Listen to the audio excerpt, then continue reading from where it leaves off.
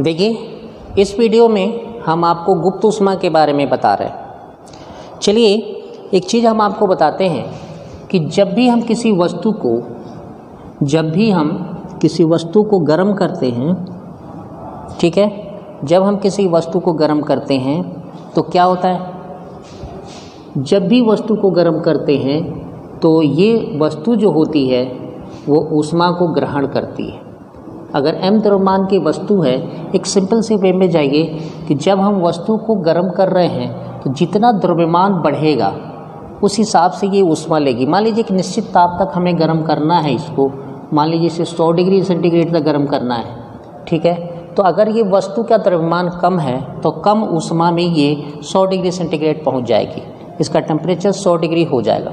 लेकिन अगर इस वस्तु को हम बड़ा कर दें और हम इसको 100 डिग्री सेंटीग्रेड करना चाहें तो जाहिर सी बात है कि जो ऊष्मा होगी वो ज़्यादा लगेगी, यानी Q2 का मान Q1 से बड़ा हो जाएगा।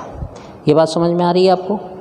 तो यही मतलब हुआ कि जैसे किसी वस्तु को अगर हम गर्म कर रहे हों, किसी वस्तु को अगर गर्म कर रहे हों और वो अपनी अवस्था परिवर्तन करता हो, जैसे कि अगर ये ठोस है हमारा, है ना, और इसको हम गर्म करते हैं तो जो ऊष्मा होती है वो प्रोपोर्शनल होती है स्मॉल m के, यानी जैसे जैसे द्रव्यमान बढ़ेगा उसमें ऊष्मा की मात्रा बढ़ेगी।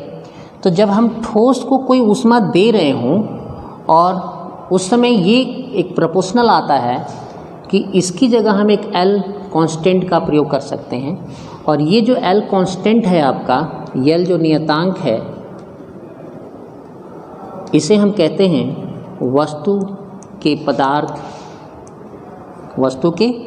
पदार्थ की गुप्त ऊष्मा, ठीक है। गुप्त ऊष्मा का एक मीनिंग होगा कि गुप्त ऊष्मा जो होगी अवस्था परिवर्तन करेगी, यानी किसी वस्तु को ठोस को गर्म करके द्रव में लाएगी। ये द्रव जो आपका बनेगा, ये जो ठोस द्रव में गया है किस पर, एक निश्चित ऊष्मा पर, इसको हम कहते हैं उसकी गुप्त ऊष्मा। जैसे मान लीजिए कि एक आपका ठोस है, इसका टेम्परेचर 0 डिग्री है, अब इसको हम ऊष्मा दे रहे हैं और अपने 0 डिग्री की स्थिति में ही या एक नियत ताप पर ही ये द्रव में कन्वर्ट हो जाता है। मान लीजिए 40 जूल ऊष्मा लेकर के कन्वर्ट होता है, तो यही ऊष्मा इस ठोस के लिए गुप्त ऊष्मा कहलाएगी। यानी अवस्था परिवर्तन करते समय आपकी जो ऊष्मा बनेगी वो आपकी कैसे बनेगी, वो आपको हम बता रहे थे। अब इसमें देखिए, अभी हम आपको सूत्र जो दिए थे Q बराबर ml, हमने अभी आपको बताया था कि जो L है इसमें गुप्त ऊष्मा है, यानी L बराबर Q/m हम लिख सकते हैं। तो गुप्त ऊष्मा की परिभाषा में भी आप ये लिख सकते हैं या मात्रक लिख सकते हैं, जूल प्रति केजी या कैलोरी प्रति ग्राम या किलो कैलोरी प्रति ग्राम, केजी। जहाँ किलो लगेगा वहाँ केजी होगा, जूल में केजी होता है केजी होगा, कैलोरी में ग्राम होता है। ये आपकी गुप्त ऊष्मा का मात्रक हुआ। अगर हम इसकी बीमा निकालना चाहेंगे तो कैलोरी के लिए हम लिखते हैं ml/T-2, यानी कार्य की बीमा, और ये m हो जाएगा तो इसका हो जाएगा L/T-2, ये बीमा हो जाएगी आपकी। तो इस हिसाब से अगर हम इससे परिभाषा देना चाहें तो इससे अगर हम गुप्त ऊष्मा की परिभाषा दे रहे हों, जैसे हम गुप्त ऊष्मा की परिभाषा देना चाहते हों आपका, तो हम क्या कर सकते हैं। तो देखिए इसमें क्या करें कि m को हम 1 मान लें, ठीक है। तो m को 1 मान लेंगे तो जो भी ऊष्मा वो लेगा वस्तु अपनी अवस्था परिवर्तन करने के लिए, वही उसकी क्या कहला जाएगी, गुप्त ऊष्मा। तो हम क्या लिखेंगे कि किसी एकांक द्रव्यमान की वस्तु को अवस्था परिवर्तन करने में वस्तु द्वारा शोषित या वस्तु द्वारा ली गई लिख देते हैं, ली गई ऊष्मा या दी गई ऊष्मा उस वस्तु की उस अवस्था की गुप्त ऊष्मा कहलाती है।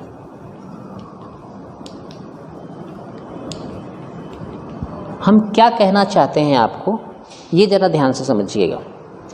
गुप्त ऊष्मा की स्थिति में अगर एकांक द्रव्यमान की वस्तु हमने लिया है, उसका अवस्था परिवर्तन कर रहे हैं, यानी ठोस से द्रव बदल रहे हैं, और बदलने में जो भी ऊष्मा वो लेगा या देगा, दी गई ऊष्मा या ली गई ऊष्मा, दी गई ऊष्मा है ना, या ली गई ऊष्मा। ली गई दी गई क्यों कह रहे हैं हम? क्योंकि देखिए जब हम ठोस को गर्म करते हैं द्रव में, जब ठोस को हम लाना चाहते हैं द्रव में, तो ठोस एक निश्चित ताप पर या निश्चित ऊष्मा पर ये अपने द्रव में कन्वर्ट होता है। तो द्रव में कन्वर्ट होता है तो ये तो हो गई आपको, तब उस समय ठोस क्या करेगा? ऊष्मा को लेगा। तो ठोस से द्रव में अवस्था परिवर्तन करने में जो न्यूनतम ऊष्मा लगती है नियत ताप के लिए, उस समय इस ठोस का ताप नहीं बदलना चाहिए। या ये कह सकते हैं कि अगर 0 डिग्री सेंटीग्रेड पर आपका ठोस है तो द्रव भी 0 डिग्री सेंटीग्रेड पर प्राप्त हो, तो वैसी स्थिति में क्या होगा कि ठोस को जो देंगे हम ऊष्मा, एकांक द्रव्यमान को जो ऊष्मा देंगे और ठोस कन्वर्ट हो जाएगा द्रव में, तो जिस ऊष्मा से कन्वर्ट होगा, जितनी ऊष्मा लेकर के वो अपने द्रव में जाएगा, वह उस ठोस की गुप्त ऊष्मा कहलाएगी। किस स्थिति के लिए? द्रव में जाने के लिए। यानी इसका एक नाम देते हैं हम गलन की गुप्त ऊष्मा। ठीक है, ये गलन की गुप्त ऊष्मा, क्योंकि ठोस द्रव में जा रहा है तो गल रहा है, ठोस क्या हो रहा है? द्रव में कन्वर्ट हो रहा है। कंडीशन एक चीज़ याद रखिएगा कि ठोस से द्रव के जाने में ठोस की जो ताप होगा वही ताप द्रव का बना रहे। अगर इसका तो ताप टेम्परेचर वृद्धि होगी तो उसे हम गुप्त ऊष्मा का नाम नहीं दे पाएंगे। ठीक है, तो किसी एकांक द्रव्यमान के वस्तु को अवस्था परिवर्तन करने में वस्तु द्वारा ली गई ऊष्मा या दी गई ऊष्मा को उस अवस्था की गुप्त ऊष्मा कहते हैं। यानी वाष्पन हो रहा है तो वाष्पन की गुप्त ऊष्मा, गलन हो रहा है तो गलन की गुप्त ऊष्मा। ये आपको समझ में आ गया होगा बात। ठीक है, तो एक चीज़ और हम देख लेते हैं, ये आपकी परिभाषा हो जाएगी। ये हमने आपको समझाया था इतना, मात्रक हो गया, बीमा हो गई। अब देखते हैं कि गुप्त ऊष्मा कितने तरह की होगी। आपके गुप्त ऊष्मा को हम कितनी तरह से फाइंड करते हैं? तो गुप्त ऊष्मा हम लोग 2 तरह से फाइंड कर सकते हैं। एक हम कह सकते हैं गलन की गुप्त ऊष्मा, और एक हम कह सकते हैं वाष्पन की गुप्त ऊष्मा।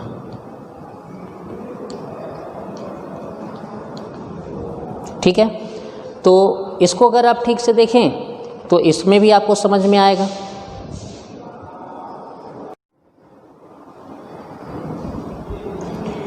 अभी देखिए गुप्त ऊष्मा हमने आपको समझाया था, तो गुप्त ऊष्मा का जो प्रकार हमने दिया, आपके 2 ठो दिया, गलन की गुप्त ऊष्मा और वाष्पन की गुप्त ऊष्मा।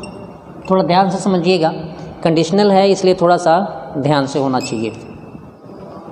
लिखा है किसी ठोस पदार्थ के एकांक द्रव्यमान को उसके नियत दाब और गलनांक, यानी अपने गलनांक पर ही वो जाएगी, तो नियत दाब और गलनांक पर द्रव अवस्था में बदलने के लिए आवश्यक ऊष्मा की न्यूनतम मात्रा। देखिए हम परिभाषा में ऊष्मा की मात्रा लिख सकते हैं, उसके लिए हम एक नया कंडीशन हमें जोड़ना पड़ेगा कि उस समय ठोस या बदलने वाले द्रव का ताप ना बदले, इसीलिए हमने यहाँ पे इसको न्यूनतम लिख दिया। तो ये न्यूनतम का मतलब ही होगा कि एकदम सडनली ठोस कन्वर्ट टू आपकी लिक्विड में, यानी सॉलिड कन्वर्ट हो जाएगी लिक्विड में, उसके लिए न्यूनतम मात्रा की आवश्यकता होगी। इसीलिए हमने आपकी परिभाषा को इसको सरल किया कि किसी ठोस पदार्थ के एकांक द्रव्यमान को उसके नियत दाब नियत होना चाहिए, क्योंकि दाब बदलने से क्वथनांक बदलते रहते हैं, गलनांक बदलते रहते हैं। तो दाब और गलनांक पर द्रव अवस्था में बदलने के लिए आवश्यक ऊष्मा की मात्रा को उस ठोस के गलन की गुप्त ऊष्मा कहते हैं। ठीक है, जैसे एक वायुमंडलीय दाब पर बर्फ की गुप्त ऊष्मा 80 कैलोरी प्रति ग्राम होती है। एक यानी जो वायुमंडल का दाब होगा वो अगर एक वायुमंडल होगा एटमॉस्फेयर का दाब, तो उस समय बर्फ की गुप्त ऊष्मा 80 कैलोरी होगी। इसका मतलब ये हुआ कि 1 ग्राम बर्फ को एक वायुमंडलीय दाब पर बर्फ से द्रव में बदलने के लिए 80 कैलोरी ऊष्मा उसे देनी होगी। ये कथन का अर्थ है। फिर से समझिए कि 80 कैलोरी प्रति ग्राम बर्फ की गुप्त ऊष्मा है। इस कथन का अर्थ है कि एक वायुमंडलीय दाब पर 1 ग्राम बर्फ को अगर द्रव अवस्था में लाना चाहते हैं तो उसे कितनी ऊष्मा देनी होगी? 80 कैलोरी की। ठीक है, उसी का एक मात्रक जूल प्रति केजी में है। अगर हम जूल प्रति केजी में कन्वर्ट करना चाहते हैं तो उसमें 1 केजी बर्फ को एक वायुमंडलीय दाब पर द्रव में बदलने के लिए 3.36 × 10⁵ जूल ऊष्मा देनी होगी। ये क्लियर हो गया आपको? गलन की गुप्त ऊष्मा आपको क्लियर हो गई। चलिए वाष्पन की गुप्त ऊष्मा हम लोग देखते हैं। तो वाष्पन की गुप्त ऊष्मा में वाष्पन की क्रिया होगी, यानी ठोस से शुरू नहीं करेंगे हम कहाँ से शुरू करेंगे? द्रव से शुरू करेंगे। द्रव से वाष्प बदलने की क्रिया वाष्पन होती है। ठोस से वाष्प बदलने की क्रिया को क्या कहते हैं हम? ऊर्ध्वपातन, है ना? क्या कहते हैं हम? ऊर्ध्वपातन कहते हैं। यानी ठोस डायरेक्ट अगर गैस में जाता है, वाष्प अवस्था में जाता है, तो उसे हम क्या कहते हैं? ऊर्ध्वपातन। तो उसमें की ऊष्मा नहीं होगी, हम वाष्पन कह रहे हैं, तो द्रव से गैस में जाएंगे। तो किसी द्रव के एकांक द्रव्यमान, देखिए यहाँ भी द्रव का द्रव्यमान हमने एकांक किया है। द्रव के एकांक द्रव्यमान को उसके नियत दाब और क्वथनांक, देखिए द्रव जब कन्वर्ट होता है गैस में तो उसके लिए क्वथनांक की जरूरत होती है, यानी नियत टेम्परेचर जिस पर द्रव गैस में जाएगा, यानी गैस अवस्था में जाएगा, उसको हम कहते हैं क्वथनांक। तो हमने क्या किया कि किसी द्रव के एकांक द्रव्यमान को उसके नियत दाब पर क्वथनांक, दाब व क्वथनांक पर, यानी उसके क्वथन बिंदु पर गैस अवस्था में यानी वाष्प में बदलने के लिए आवश्यक ऊष्मा की कितनी मात्रा लेंगे आप? न्यूनतम मात्रा को उस द्रव की वाष्पन की गुप्त ऊष्मा कहते हैं। क्लियर हो गया? इसमें पैटर्न में कोई चेंज नहीं है। आप भी यहाँ एक द्रव्यमान पे हैं, यहाँ उसमें भी एक आंक द्रव्यमान पे हैं, यहाँ भी दाब नियत है, वहाँ भी दाब नियत है आपका, यहाँ गलनांक है और वहाँ क्वथनांक है। वहाँ द्रव से गैस अवस्था जा रही है, यहाँ ठोस से द्रव बदल रहा है। ठीक है, तो ये गुप्त ऊष्मा आपको क्लियर हो गई। अब यहाँ देखिए, इसमें जो जल होता है, एक वायुमंडलीय दाब पर जल की गुप्त ऊष्मा होती है 536 कैलोरी प्रति ग्राम। मतलब कि अगर एक वायुमंडलीय दाब पर 1 ग्राम जल को वाष्प में बदलना हो तो उसे 536 कैलोरी ऊष्मा देनी होगी। ठीक है, या ये कह लीजिए कि 1 केजी द्रव को यदि हम एक वायुमंडलीय दाब पर गैस में बदलना चाहते हैं तो 536 किलो कैलोरी ऊष्मा देनी होगी। ये हम समझते हैं आपको क्लियर होगा। और ये चैप्टर यहीं पे ख़त्म भी होता है, इसलिए आप इस बात का ध्यान रखिए। थोड़ा बहुत कारण है, अगर आप चाहेंगे तो कमेंट में लिखेंगे तो उसका हम कारण की भी व्याख्या कर देंगे, गुप्त ऊष्मा संबंधित या ऊष्मा चालन संबंधित, जो भी हो। धन्यवाद आपको।